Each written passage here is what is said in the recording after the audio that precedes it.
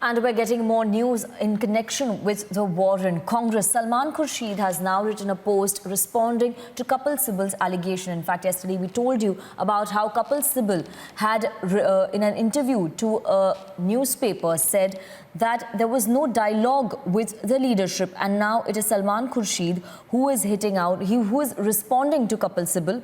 He said, when we do well, admittedly somewhat infrequently they take it for granted, but when we underperform, not even do badly, they are quick to bite their nails. By the looks of it, there would be little of the nails left for future disappointments.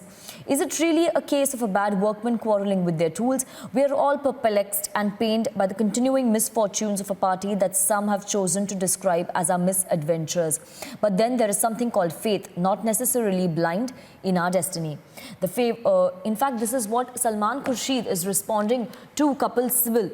And it seems the Congress infighting is getting bigger, because we also had Ashok Gehlot yesterday putting out a series of tweets hitting back at Kapil Sibal. We have Anuj joining us live right now to give us more details about the war that has broken out within Congress. Clearly, the Vadra Congress is collapsing because 3 top leaders seem to be at war right now.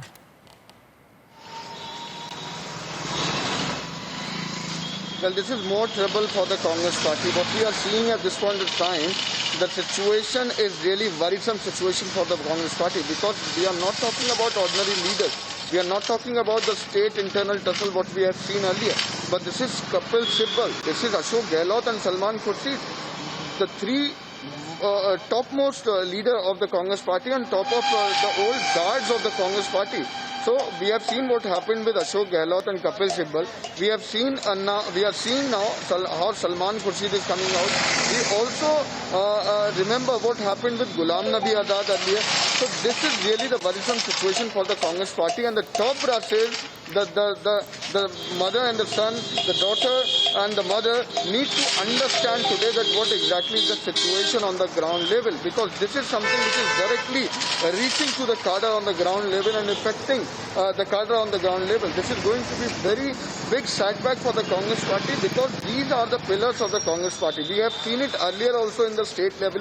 We have seen what happened with Ashok Gehlot and Sachin Pilot. We have seen what happened in the state of Madhya Pradesh, in the state of Maharashtra. But that was controllable till now, although the after effect of that was also very in a very bad sector when we talk about the situation on the ground level.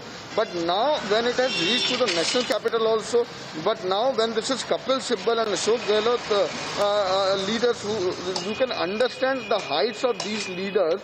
Like if we talk about Kapil Sibal, Salman Khurshid, then they are the old guards of the party, and specifically Ashok Gehlot, who earlier was the General Secretary, who was handling each and everything in the Congress party after Gandhi.